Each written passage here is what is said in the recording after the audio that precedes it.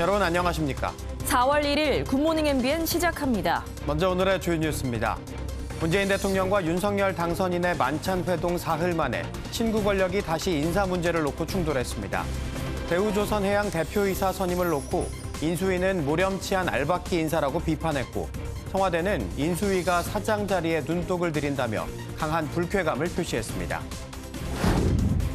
윤석열 당선인이 생애 첫 주택 구입자들의 숨통을 틔워줘야 한다며 주택담보대출 비율 LTV 완화를 주문했습니다. 대통령직 인수위원회는 매물 잠김 해소를 위해 다주택자의 양도세 중과를 1년 동안 유예해달라고 정부에 요청했습니다.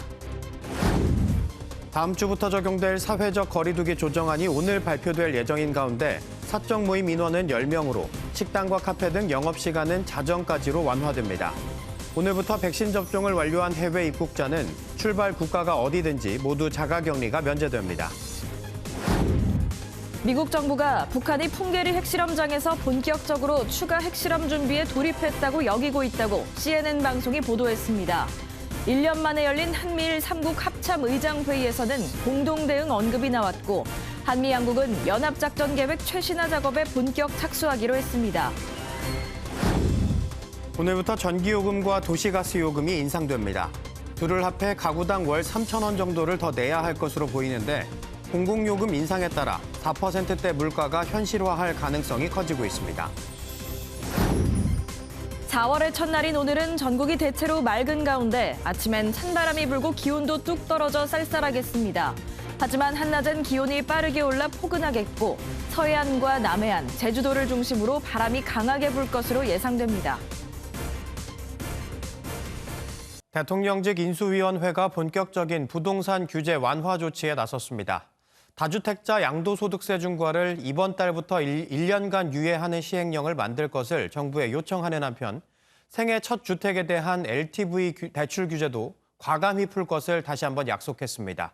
배준우 기자입니다. 대통령직 인수위원회는 정부의 다주택자 양도소득세 중과 적용을 4월부터 1년간 유예하도록 시행령을 개정할 것을 공식 요청했습니다. 보유세 부과 기준일인 6월 1일이 얼마 남지 않은 만큼 하루라도 빨리 다주택자들에게 매도할 시간을 줘야 한다는 겁니다. 종부세 부담이 과도한 다주택자가 보유세 과세 기준일 전에 주택을 매도할 수 있도록 부담을 덜어주고 매물 출회를 유도하여 부동산 시장 안정을 도모하기 위해 인수위는 현 정부에서 조치가 이루어지지 않을 경우 정부 출범일인 5월 10일 다음 날부터 바로 중과 유예를 시행할 방침입니다. 이 기간 계약이 아닌 잔금까지 치러야 양도세 중과 유예가 적용되며 일시적 2주택자에 대한 종부세 부담 완화도 추진됩니다.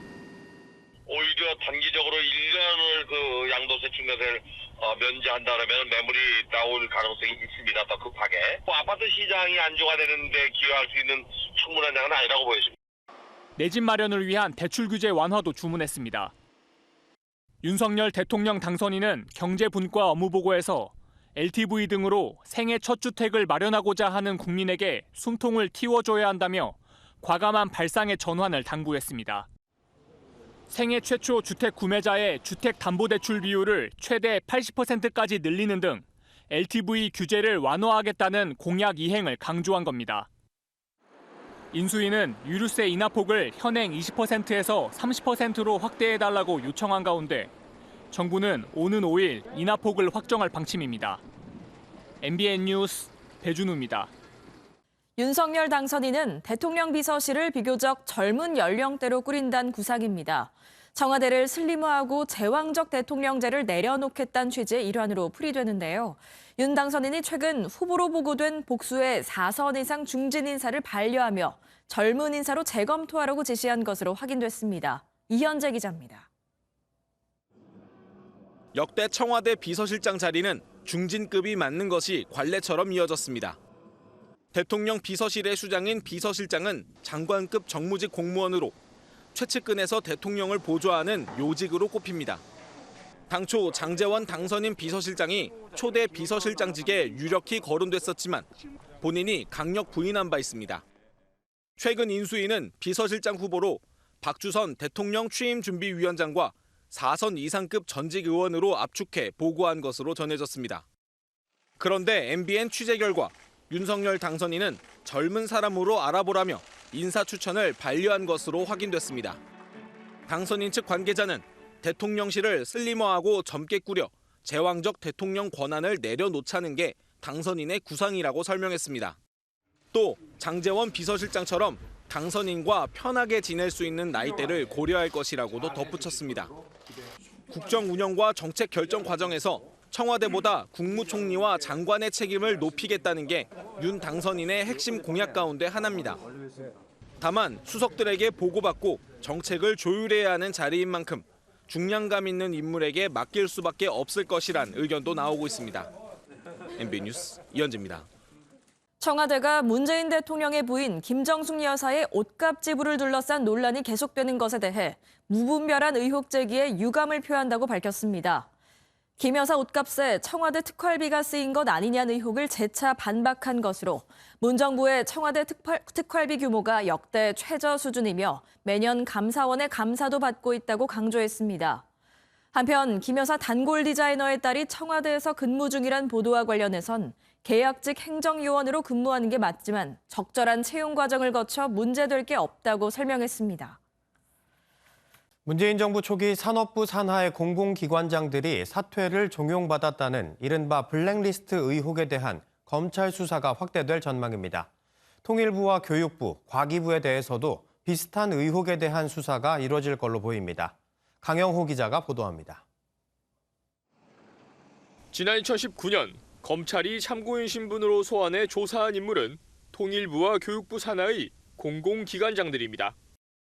통일부 산하의 남북하나재단 손광주 전 이사장과 교육부 산하 국책연구기관의 전직 이사장입니다.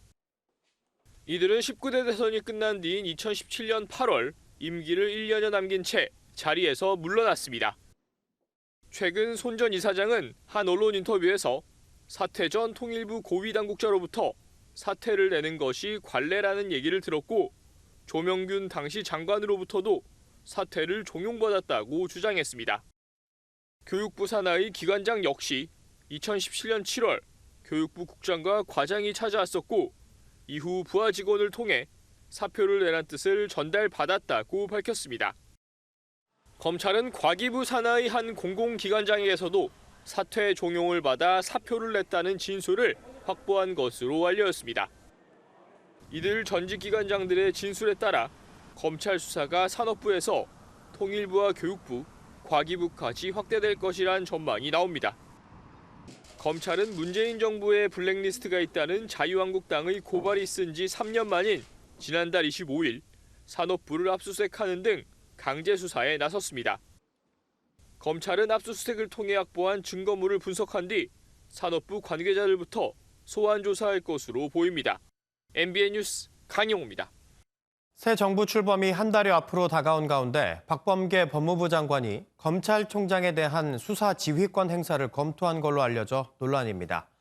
윤석열 대통령 당선인의 최측근인 한동훈 검사장의 채널A 사건 무혐의 처분을 미루려는 것 아니냐는 비판이 커지자 법무부는 결국 논의를 중단했습니다. 서영수 기자입니다. 박범계 법무부 장관은 어제 오전 채널A 강요 미수 사건에 대한 검찰총장의 지휘권을 복원하도록 수사 지휘권 행사를 검토하라고 지시했습니다. 지난 2020년 추미애 전 장관은 윤석열 당시 검찰총장에게 최측근인 한동훈 검사장이 연루됐다는 의혹이 제기된 채널A 사건에 개입하지 말라며 수사 지휘권을 발동했습니다. 이후 김호수 총장이 취임했지만 검찰총장의 채널A 사건 수사 지휘권은 복원되지 않았습니다. 한 검사장에 대한 처분을 미뤄오던 서울중앙지검 수사팀은 최근 다시 한번 무혐의 의견을 지휘부에 보고한 것으로 알려졌습니다. 검찰 안팎에서는 한 검사장에 대한 무혐의 처분이 날 가능성이 커지자 박 장관이 이를 막기 위해 수사 지휘권 카드를 꺼낸 것이 아니냐는 분석이 나왔습니다. 현행법상 장관은 검찰총장을 통해서만 수사 지휘를 할 수 있기 때문에 박 장관이 먼저 총장의 채널A 사건 지휘권을 복원시킨 뒤 사건을 계속 수사해야 한다는 취지의 지휘를 추가로 내릴 것이라는 관측이 나왔습니다. 국민의힘이 정치적으로 편향된 행보이자 직권남용을 하겠다는 것이라고 비판하는 등 논란이 커지자 박 장관이 물러섰습니다. 특정인을 겨냥한 지위 회복이라고 그런 원래의 취지가 왜곡될 가능성이 높다고 봐서 현재로서는 논의를 중단했고. 법무부는 검찰총장의 수사 지휘권을 여러 사건에서 원상 회복시키려고 검토하던 중 오해의 우려가 생겼다며 논의를 중단한 배경을 설명했습니다. MBN 뉴스 서영수입니다. 계속해서 코로나19 소식입니다. 다음 주부터 적용하는 거리두기 조정안이 사적 모임 10명, 영업시간은 밤 12시로 결정됐습니다. 또 어제부턴 만 5세에서 11세 백신 접종이 시작됐습니다. 보도에 정태진 기자입니다. 어제 신규 확진자는 32만여 명으로 전날보다 10만 명 줄어들면서 정부는 확진자 감소세가 분명하다고 보고 있습니다.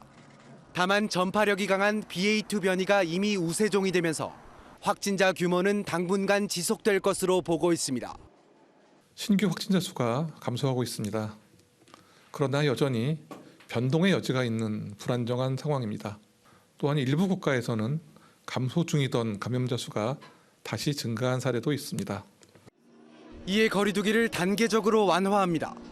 정부가 오늘 발표하는 거리두기는 사적 모임은 10명, 영업시간은 밤 12시 방안을 확정지었습니다. 연일 위중증 환자가 최고치를 기록하고 있고 아직은 위중증, 사망률의 안정적 관리가 필요하다는 이유입니다. 미국 언론은 한국의 치명률이 세계에서 가장 낮다면서 풍토병으로 전환되는 최초의 국가가 될 것이란 전망을 내놨습니다.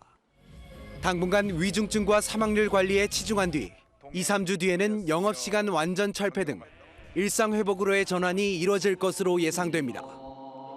이런 가운데 어제부터 만 5세에서 11세 소아의 백신 접종이 시작됐습니다.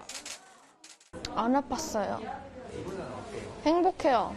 이제 하와이로 갈 수 있어서. 아빠가 부었어요. 맞고 나서. 5세에서 11세 소아는 2명 중 1명이 확진될 정도로 발생률이 높지만 사전 예약률은 1.5%에 그치고 있습니다. MBN 뉴스 정태진입니다. 오미크론 변이 유행이 연일 감소세를 보이는 가운데 어제 오후 9시까지 27만 1,599명의 코로나19 신규 확진자가 나왔습니다. 하루 전 같은 시간 집계치보다 4만 1,497명 적고 2주 전인 17일보단 12만 1,498명이나 줄어든 수치입니다. 신규 확진자는 수도권에서 51.8%, 비수도권에서 48.2%의 비중을 각각 차지했습니다. 해외에서 입국할 때 시행되던 자가격리가 면제되면서 해외여행 수요가 살아나고 있습니다. 그런데 항공기 증편이 이에 못 미치고 국내에 착륙하는 비행 편수도 그대로여서 항공료가 크게 올랐습니다. 박은채 기자가 취재했습니다. 인천국제공항 출국장입니다. 해외에서 입국할 때 자가격리가 면제된 이후 출국장에 활기가 돌고 있습니다. 지난해 3월보다 출국자 수는 2배가량 늘어날 전망입니다. 지난주부터 해외 입국자 자가격리 면제가 시작되면서 싱가포르 등 휴양지로 여행을 떠나려는 이들의 발걸음이 이어졌습니다. 여행사에도 문의 전화가 부쩍 많아졌습니다. 부모님이 그 백신 접종을 완료하시고 음성 확인이시면은 동반 가능하세요. 격리 해제가 되는 시점 전과 후로 비교를 했을 때 지금 하루 예약량이 적게는 300%에서 많게는 450% 정도가 되는. 항공 편수가 수요에 훨씬 못 미치면서 항공비는 크게 올랐습니다. 70만 원대였던 하와이행 왕복 비행기표 가격은 140만 원대. 다른 관광지도 최소 50% 이상 뛰었습니다. 입국할 때 내는 PCR 음성 확인을 받는데도 10만 원 남짓 비용이 들어갑니다. 많이 비싸게 한 것 같아요. 거의 2배로 이번에 끊어서 왔어요. 대만이나 중국처럼 빗장을 걸어 잠근 나라로의 여행은 더 어렵습니다. 전에 한 10여만 원 살 수 있었는데 지금 거의 100만 원. 편도로. 정부는 효과적인 방역을 위해 인천공항에 착륙하는 항공기를 1시간에 10대로 제한하고 있어 항공편이 늘어나고 여행 수요가 본격 회복되려면 시간이 더 걸릴 전망입니다. MBN 뉴스 박은치입니다. 미국 정부가 북한이 핵실험 준비를 시작한 것으로 보고 있다고 CNN 방송이 보도했습니다. 북한이 풍계리 핵실험장 복구 작업의 속도를 높이고 있다는 우리 측 평가와 일치하는 정황인데요. 이에 대응해 한미 군 당국은 연합 작전 계획을 최신화하기 위한 작업에 착수했습니다. 김도형 기자입니다. 북한이 최근 풍계리 핵실험장에서 갱도 굴착과 건설 활동을 다시 시작했다고 미국 CNN이 보도했습니다. 지난 2018년 북한은 핵실험과 ICBM 발사 중지를 결정하면서 외신을 초청해 풍계리 핵실험장 일부 갱도를 폭파하는 장면을 공개한 바 있습니다. 미국 당국자를 인용한 CNN은 핵실험이 얼마나 빨리 가능할진 아직 분명하지 않다면서 복구 활동의 속도에 달려있다고 밝혔습니다. 이는 북한이 7차 핵실험에 나설 가능성이 있다고 분석한 우리 정부 평가와 일치합니다. 특히 핵실험과 관련해서는 소형화나 다탄두 이런 등과 관련한 이런 가능성들도 여전히 있기 때문에 그런 점까지 예의주시하고 있다. 미 당국자는 또 북한이 이르면 수준의 탄도미사일 추가 시험에도 나설 수 있다는 징후가 있다고 덧붙였습니다. 이런 가운데 한미 군 당국은 북한의 핵미사일 고도화에 대응해 연합 작전 계획을 최신화하기 위한 작업에 들어갔습니다. 하와이에서 양자 회담을 가진 원인철 합참의장과 마크 밀리 미 합참의장은 새 전략기획 지침에 따라 발전시킨 전략기획 지시에 서명했습니다. 새로 만들 작계에는 강력해진 북한 핵미사일 위협에 맞설 양국 대응 방안 등이 담길 예정입니다. MBN 뉴스 김도형입니다. 푸틴 러시아 대통령이 가스 대금을 루블화로 결제하지 않으면 가스 공급 계약은 중단될 것이라고 으름장을 놨습니다. 우크라이나 침공으로 인한 서방 경제 제재에 대한 보복 조치로 보입니다. 전민석 기자가 보도합니다. 적십자 마크를 단 러시아군 차량 7대가 벨라루스의 한 병원에 도착했습니다. 일부 러시아군이 우크라이나 체르노빌 원전 인근의 방사능 오염 지역 붉은 숲에 참호를 팠다 피폭된 것으로 보인다며 공개된 사진입니다. 러시아군은 아예 체르노빌 인근에서 철수까지 한 것으로 알려지지만 키이우 등에 대한 공격은 여전히 이뤄지고 있는 것으로 보입니다. 지난 협상에서 공격을 축소하겠다는 러시아의 약속이 지켜지지 않는다는 평가를 받는 가운데 양측 협상은 1일 화상으로 재개됩니다. 협상을 앞두고 푸틴 러시아 대통령은 비우호국은 러시아 루블화로 가스 대금을 지불하라며 관련 대통령령에 서명했습니다. Если же такие платежи не будут производиться, будем считать это неисполнением обязательств со стороны покупателей, со всеми вытекающими последствиями. 러시아가 경제 제재 맞대응에 나선 건데 유럽 나라들은 푸틴의 이런 요구를 거부했습니다. The contracts are based on euro, and so we will continue to pay for energy imports in euro. 유럽의 가스 수입 40% 이상이 러시아산이라 러시아가 가스 공급을 끊으면 경제에 직격탄을 맞을 가능성도 나옵니다. 러시아가 지정한 비우호국 48개국에 우리나라도 들어가지만 영향은 미미할 전망입니다. 우리가스는 가스 중 러시아산은 6%에 그치는 데다 선박으로 공급되는 액화 천연가스는 루블화 결제 적용 대상이 아니기 때문입니다. MBN 뉴스 전민석입니다. 바이든 미국 대통령이 폭등한 유가를 잡기 위해 사상 최대 규모의 비축유를 방출하기로 했습니다. 우크라이나전 상황과 관련해서는 푸틴이 점점 고립되고 있다고 평가했습니다. 워싱턴에서 최중락 특파원입니다. 바이든 미국 대통령이 대국민 연설에서 유가 상승을 잡기 위해 6개월간 매일 100만 배럴의 비축유를 방출하겠다고 밝혔습니다. This is a wartime bridge to increase oil supply until production ramps up later this year. And it is by far the largest release of our national reserve in our history. 특히 국가적 비상 시국에도 유전을 돌리는 석유 업체에 대해서는 과태료를 물리겠다고 강조했습니다. 또한 클린 에너지로의 전환을 촉구하며 일부 필수 광물 증산을 위해 한국 전쟁 당시 만들어진 국방물자 조달법을 적용할 방침입니다. I'm going to use the Defense Production Act to secure American supply chains for the critical materials that go into batteries for electric vehicles and the storage of renewable energy, lithium, graphite, nickel, and so much more. 미래 성장 동력을 다른 나라에 의존하는 것을 장기적으로 끝낼 필요가 있다고 말해 분명하게 중국을 겨냥했습니다. 이처럼 역대 최대 규모의 비축유를 방출하기로 했다는 소식에 서부 텍사스산 원유 가격은 전날보다 7% 급락했습니다. 바이든 대통령은 우크라이나 전황과 관련해서는 푸틴이 스스로를 고립시키고 있다고 평가했습니다.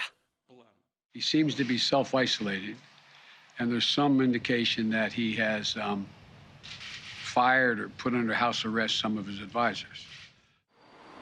바이든 대통령은 러시아가 우크라이나에서 철군하는지에 대해서는 명확한 증거가 없다면서도 회의적이라고 평가했습니다. 워싱턴에서 MBN 뉴스 최중락입니다.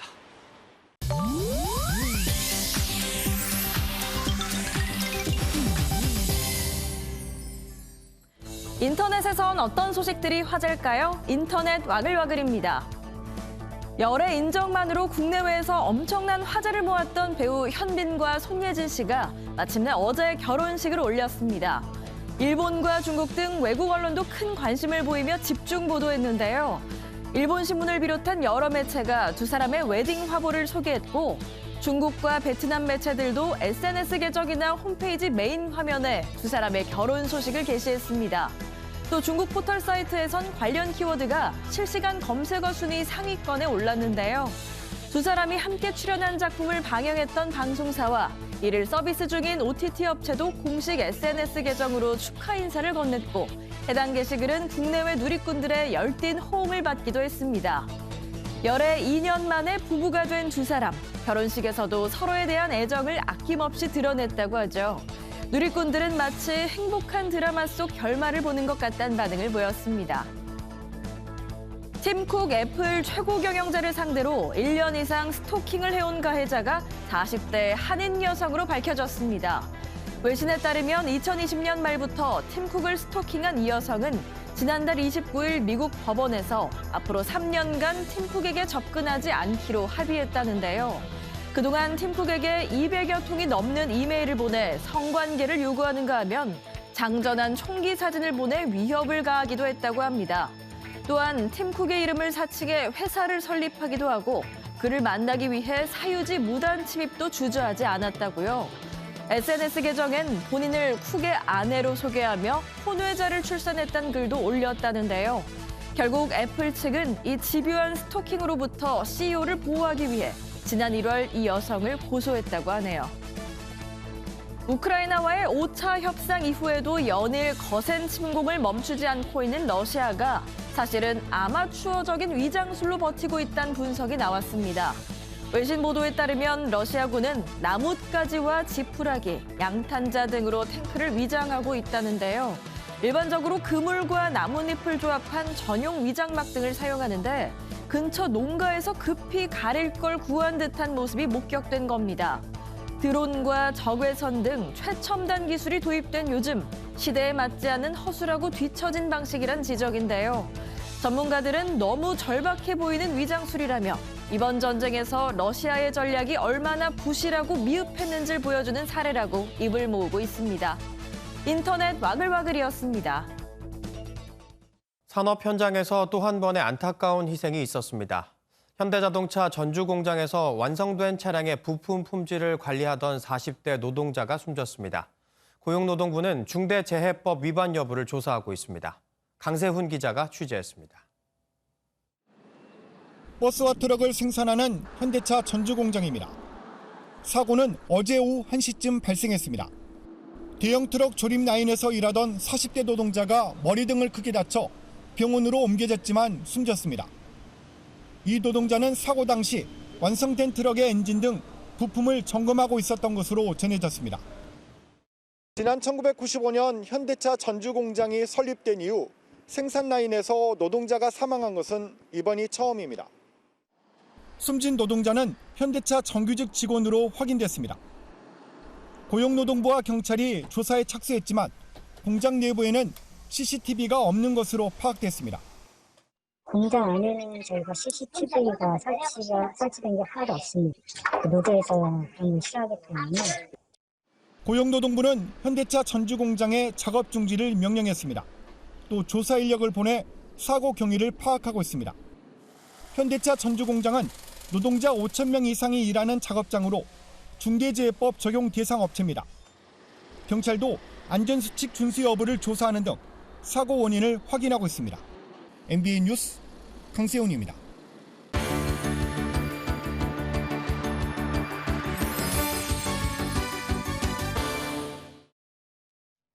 굿모닝 월드입니다. 예술 스튜디오로 변신한 우간다의 작은 방에 아주 특별한 모습 그대로를 묘사한 미술 작가가 있습니다. 초상화를 통해 세상의 편견에 맞서고 있다는데요. 어떤 초상화일까요? 그림 속 주인공의 모습이 평범해 보이진 않은데요. 초상화 속 모델들은 모두 피부에 흰색 반점이 있는 백반증 환자입니다. 백반증은 피부에 멜라닌 색소가 없어져 흰색 반점이 생기는 자가 면역 질환인데요. 작가는 이 질병에 대해 연구하면서 사회적 낙인으로 많은 환자들이 우울증에 빠진다는 걸 알게 됐습니다. 그런 세상의 편견에 맞서 그림을 그리는 건데요. 그에게 가장 특별한 작품은 백반증을 앓는 몸을 가리지 않은 그의 첫 번째 초상화라고 하네요. 에서 사람이 아닌 로봇이 경비원 역할을 톡톡히 해내고 있다는데요. 안전 문제로 사람이 가기 어려울 때도 자신 있게 나선다는 이 로봇 만나보시죠. 이곳은 이탈리아 폼페이 유적지. 여기 강아지 같은 로봇이 벌떡 일어섭니다.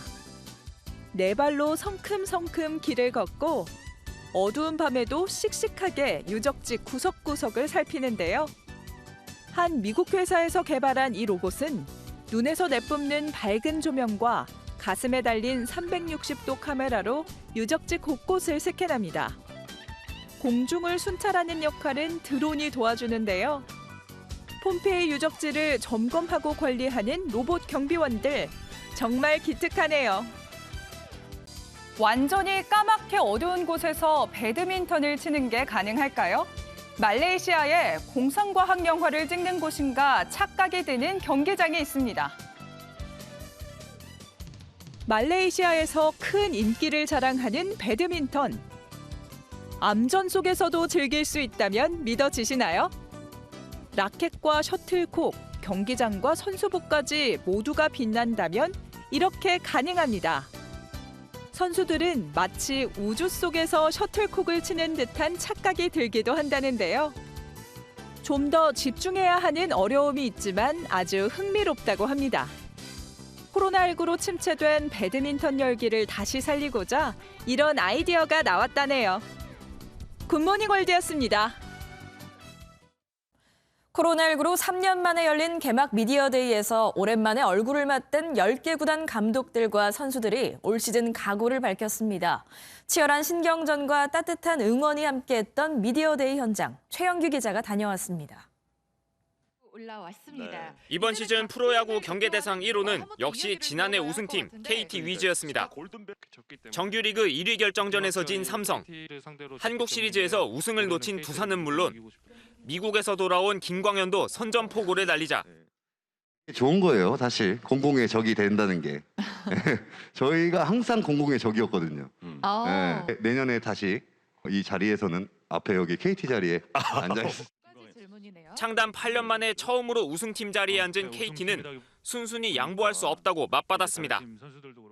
네, 지켜야죠. 어떻게 하겠습니까? 지키겠습니다. 치열한 신경전 속에서 덕담도 오갔습니다. 제2의 이종범, 바람의 양아들로 불리는 기아의 신인 김도영과 바람의 손자 이정우는 서로를 응원했고 이정우 선배님처럼 잘하고 일단 그런 소리를 듣는 게 맞는 것 같아서 일단 잘하는 게 최우선이라고 생각합니다. 지금 당장보다 또 25살, 또 30살 도영이가 또 아버지를 더 뛰어넘을 수 있겠다라는 생각도. 이번 시즌 은퇴하는 이대호를 위해 친구 추신수는 커피 선물을 준비하겠다고 했습니다. 구단주님께서 직접 생각하시겠지만 커피를 1년 동안 무료로 마실 수 있는 그런 저희 팀에 있어가지고요. 각종 논란으로 위기 속에서 맞이한 프로야구 40주년. 선수들은 팬들의 마음을 돌리기 위해 내일 개막전부터 최고의 플레이를 보여줄 것을 약속했습니다. MBN 뉴스 최영규입니다. 4월 첫날인 오늘 포근했던 어제와 달리 아침 공기가 다소 쌀쌀합니다. 오늘 출근길 옷차림에 각별히 신경 써 주셔야겠습니다. 현재 서울은 4.7도로 어제보다 4도가량 낮게 출발하고 있고요. 중부 곳곳에는 영하권으로 떨어지면서 서리가 내리고 물이 어는 곳이 있겠습니다. 농작물 냉해 피해 없도록 주의하셔야겠습니다. 그래도 한낮에는 14도까지 오르면서 평년 이맘때 날씨를 보이겠고요. 주말인 내일과 휴일에도 아침에는 다소 쌀쌀하지만 낮 기온은 10도 이상 오르겠습니다. 아침과 낮의 기온차가 크게 벌어지는 만큼 큰 일교차에 유의하셔야겠습니다. 한편 어제 내린 비로 대기가 습해진 데다 밤사이 기온이 떨어지면서 내륙에는 안개가 짙게 낀 곳이 많습니다. 차간 거리 넉넉히 두시고 안전운전 하셔야겠습니다. 오늘 중부지방은 대체로 맑겠고요. 미세먼지 농도는 보통에서 좋음 수준 보이겠습니다. 다만 동풍의 영향을 받는 동해안 지역은 곳에 따라 빗방울이 떨어지는 곳이 있겠습니다. 남부지방은 점차 구름의 양이 많아지겠고요. 늦은 오후부터 밤 사이 호남과 영남 서부 내륙에는 5mm 미만의 비가 조금 지나겠습니다. 이 시각 현재 기온 보겠습니다. 춘천 1.3도, 강릉 3.6도, 대구는 4.4도로 어제보다 낮게 출발하고 있고요. 한낮 기온은 청주와 대전, 대구 15도, 부산은 13도로 어제만큼 오르겠습니다. 주말이 지나고 기온은 점차 오름세를 보이겠고요. 당분간 뚜렷한 비 예보 없이 맑은 날씨가 이어지겠습니다. 날씨였습니다.